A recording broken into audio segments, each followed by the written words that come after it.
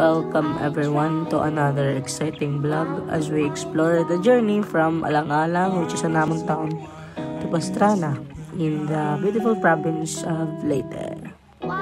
As we hit the road, I suggest nga pagandam ka mo to be amazed with mga landscape nga ma-encounter naton along the way.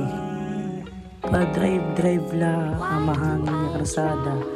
Hindi nila kita hagadli kay para safe. Adi kita manantas yan na. Adi liwat arita alang-alang. May lingayon no? Lingayon nandin ni. You can see lush green fields. Ito na no, mga palayan stretching as far as the eye can see. Breathtaking good din ng kiritaon. Adi yan nalat proper na Santa Fe. In between inihan amon town nga Pastrana kung diin kita makanto yan. Alisus na pagliko na hindi nitigad to Pastrana na.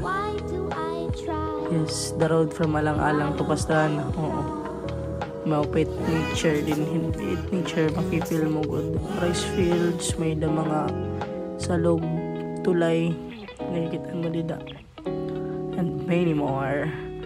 Nakita yan na korba o korban din hiliwat.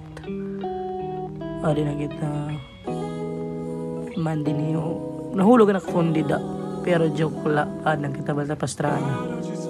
And that's a wrap for our journey from Alang-Alang to Pastrana. Danay ko gyap ini ginaagian ngayon guys. Kung nasulod ako tikang Alang-Alang tikad to Tolosa kibesyo Tolosa man ako ng eskwela. Kay salamat tayo sangkay. Ad na kita makaon na. Goodbye. Salamat sangkay.